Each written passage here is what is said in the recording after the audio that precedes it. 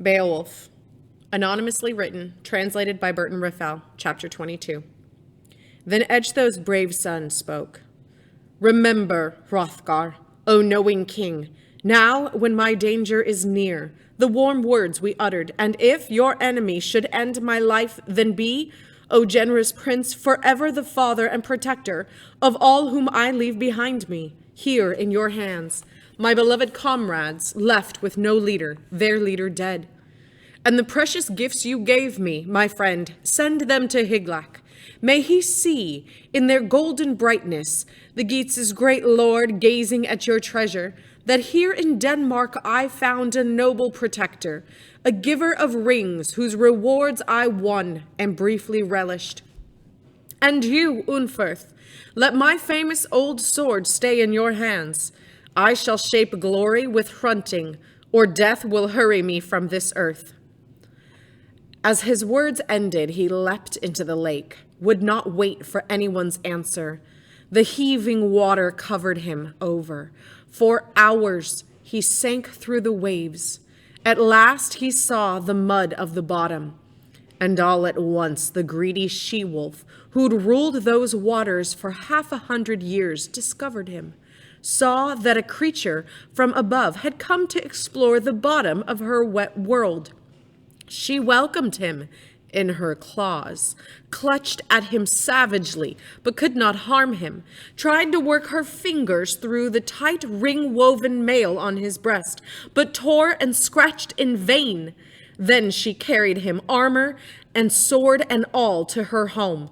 He struggled to free his weapon and failed. The fight brought other monsters swimming to see her catch. A host of sea beasts who beat at his mail shirt, stabbing with tusks and teeth as they followed along. Then he realized suddenly that she'd brought him into someone's battle hall.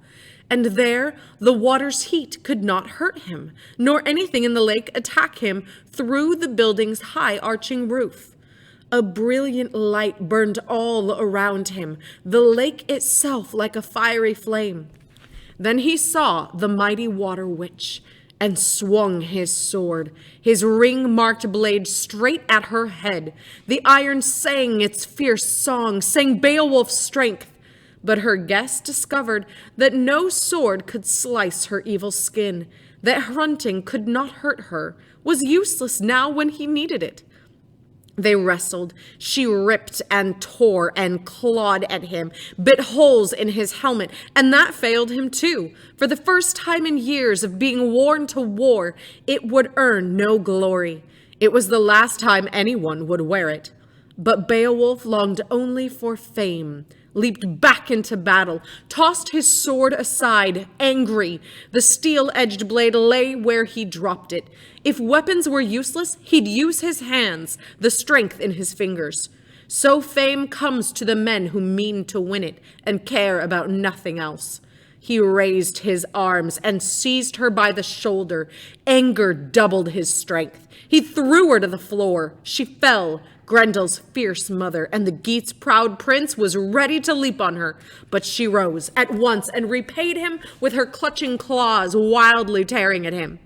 He was weary, that best and strongest of soldiers. His feet stumbled, and in an instant she had him down, held helpless, squatting with her weight on his stomach. She drew a dagger, brown with dried blood, and prepared to avenge her only son. But he was stretched on his back, and her stabbing blade was blunted by the woven mail shirt he wore on his chest. The hammered links held. The point could not touch him. He'd have traveled to the bottom of the earth, Ecgtheow's son, and died there if that shining woven metal had not helped him. And a holy God, who sent him victory, gave judgment for truth and right, ruler of the heavens. Once Beowulf was back on his feet and fighting.